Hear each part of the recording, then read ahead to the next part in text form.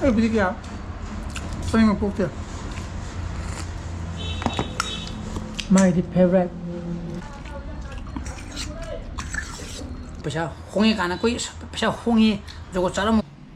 Okay, good luck.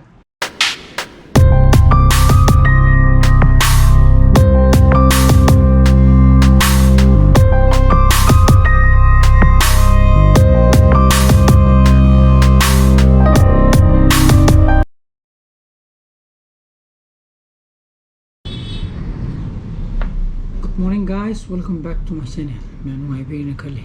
Langge mamang dadi nong kalagan nataga ni kalaga.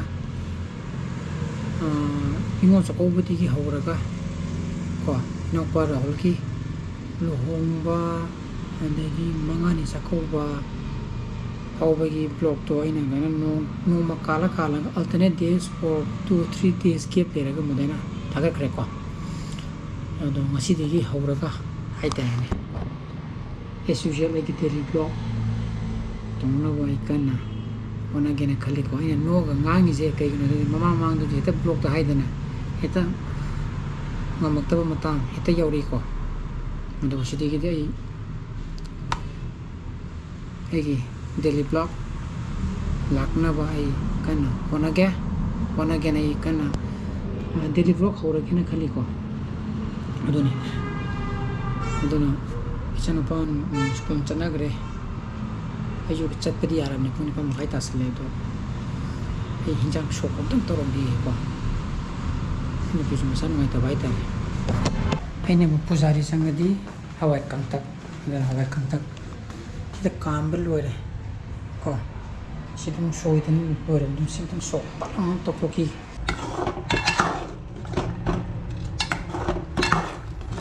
mi haki ko mi ya menina ko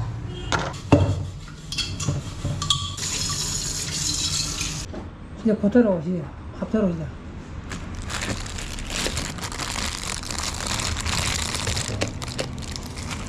cây mali pork air có deep fry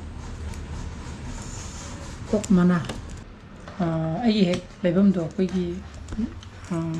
momo mem yung bấm đồ mà hấp lý cái bụi khun đi đồ nó thì có Everything Something about there. My favorite. Then massage kara Sunday na. Ini mana pijeri. Kagak kelaba. Mana sabu dia. Ha.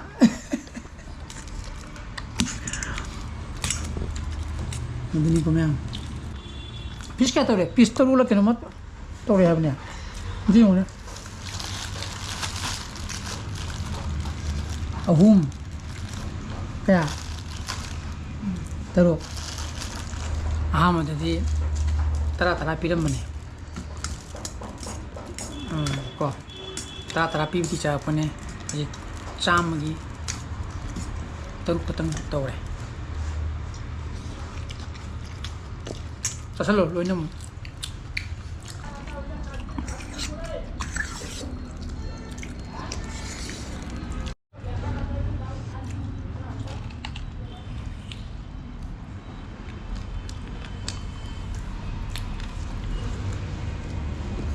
mati ampe chike main sigi cutlass kan law je ate ho bane ba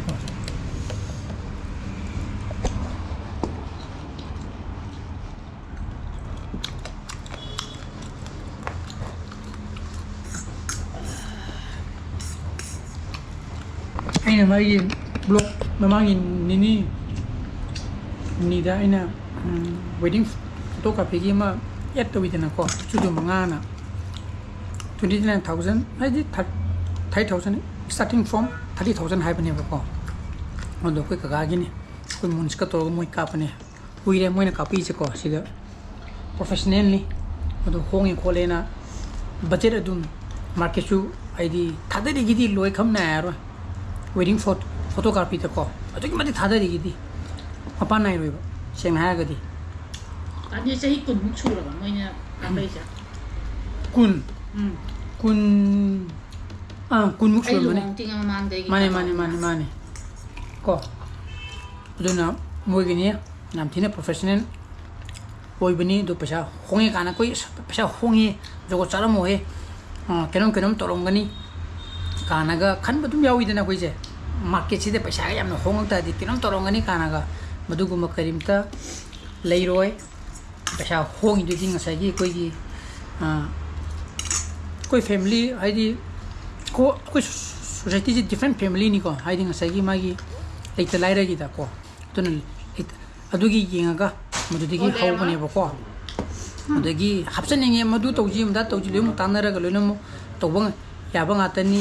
ꯑꯗꯨꯒꯤ ꯃꯇꯨꯡ ꯏꯟꯅ ꯄꯩꯁꯥ ꯑꯗꯨꯝ ꯈꯔ ꯍꯦꯟꯗꯣꯛ ꯍꯦꯟꯖꯤꯟ ꯂꯣꯏꯅꯃꯛ ꯇꯧꯅꯔꯛꯀꯅꯦꯕꯀꯣ ꯑꯗꯨꯅ ꯄꯩꯁꯥ ꯍꯣꯡꯉꯦ ꯈꯣꯠꯂꯦ ꯀꯥꯟꯅꯒ ꯍꯥꯏꯗꯤ ꯈꯪꯗꯕ ꯃꯤꯅꯗꯤ ꯍꯣꯡꯉꯤꯁꯦ ꯖꯒꯣꯠ ꯆꯥꯔꯝꯃꯣꯏ ꯀꯩꯅꯣꯝ ꯇꯧꯔꯝꯒꯅꯤ ꯐꯖꯅ ꯇꯧꯔꯝꯃꯣꯏ ꯍꯥꯏꯕꯀꯣ ꯑꯩꯅ ꯍꯥꯏꯔꯤꯁꯤꯅꯤ ꯋꯦꯗꯤꯡ ꯐꯣꯇꯣꯒ꯭ꯔꯥꯐꯤ ꯑꯣꯏꯔꯣ ꯑꯦꯅꯤ ꯀꯥꯏꯟ ꯑꯣꯐ ꯐꯣꯇꯣꯒ꯭ꯔꯥꯐꯤ ꯑꯣꯏꯔꯣ ꯄꯩꯁꯥ ꯊꯥꯗꯔꯤꯒꯤ ꯃꯄꯥꯟ नायरोय लाख अमा मखाय अनि चंगंगिजु कशु लेबा नतेको होंगिसे क्या मनते मसागी इंक्रीमेंट मसागी कंप्यूटर मसानी एडिट मी अंत नेक्टे माने अदुना ने को अदुगी ने को लोहोंग पंथानी को तौरगा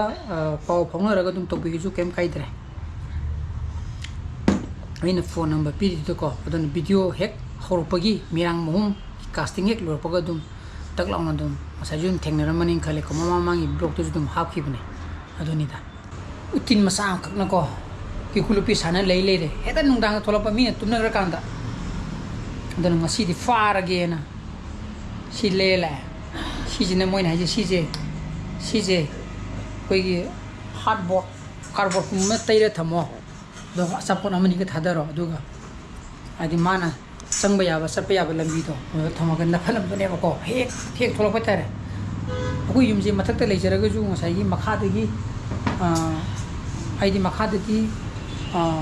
आइदी उची लेनेबगी जगह लेयबको लेबम समनाबदा सोमि थु हांदोनी को सोमदी दुम चेखलक बया खंबा नोमजु चेखलेबको ओ नत्रगना सोंगी युंगी कारक्तगी काखलगा दाना संगेबको अदुन कुइरमने मान लेदिजे अदुना फ्रेंडी सी तैरगा थनमगे फादबा याद्रेबको ममांगदेजु आई सर्टिफिकेट लोंग चाथोमदनाबको लुपा 3,000 रिटिंग हाइजिनि अदुना ब्लॉग एडिट तोगदबा खर लेरि सिजिमल क्वेश्चनगे को कंपलसरी रेट अटैक तो गाय अदु कोई तोंदोंबा एकदि निंगदमदा संगाबनिना से जेरिंग ब्लॉग तो यावदबा कुइरमनि को तोंदोंबा hey नावा फगला हमने को नावा फगला हमने हो तो नॉन देन वीडियो में एडिट तो गए देन नुमिदान को मापन मिनिट ड्रामा संग्रह देन लांग थांग मगे तीन मसा खलेरी स्वाम चौ तीन मको एक थुलै बको से नप्पग लेरम्ब्रा तो है जेंगे त मोने सिगी ग्लूजे कार्डबोर्ड को मते यो तो नि कार्डबोर्ड ता अफम मा नि अफम गुम मते रम के बको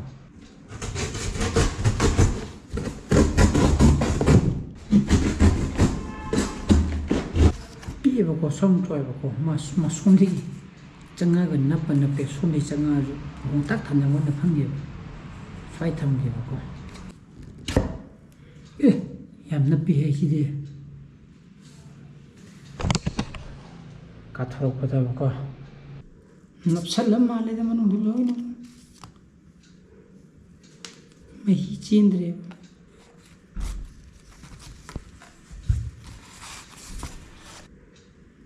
मही चेंद्रे मही द चेंद्रे फगदबा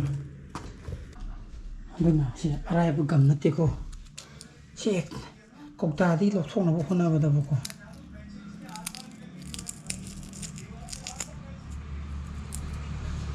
स्वाइद चटपा होरमीये मसिदि ngata थोलीदे मा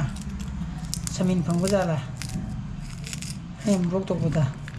रेप थानबो कौता लेगरे हाबदे मा तारम दुमाले सिथन मके चका तको ꯑꯗꯨꯅ ꯃꯌꯥꯝ ꯑꯩ ꯉꯁꯤ ꯕ꯭ꯂꯣꯒꯗꯤ ꯃꯇꯥꯡ ꯂꯣꯏꯁꯤꯟꯖꯔꯒꯦ ꯑꯩ ꯕ꯭ꯂꯣꯒꯁꯤ ꯄꯥꯝ ꯊꯣꯛꯑꯒꯗꯤ ꯂꯥꯏꯛ ꯇꯧꯕꯤꯔꯝꯃꯣ ꯁꯤꯌꯔ ꯇꯧꯕꯤꯌꯣ ꯅꯣꯡ ꯚꯤডিꯑꯣ ꯁꯣꯏꯗꯅ ꯁꯕꯁꯀ꯭ꯔꯥꯏꯕ ꯇꯧꯕꯤꯔꯝꯃꯣ ꯀꯣ ꯅꯨꯡꯁꯤꯅꯕꯁꯨ ꯂꯩꯕꯤꯌꯣ so please be safe and be healthy bye bye good night ꯑꯗꯨꯅ ꯍꯌꯦꯡꯁꯤꯗ ꯎꯆꯤꯗꯣ ꯅꯄꯝꯕ꯭ꯔꯥ ꯌꯦꯡꯉꯁꯤꯀꯣ ꯃꯌꯥꯝ ꯑꯣꯀꯦ ꯒꯨꯗ ꯂꯛ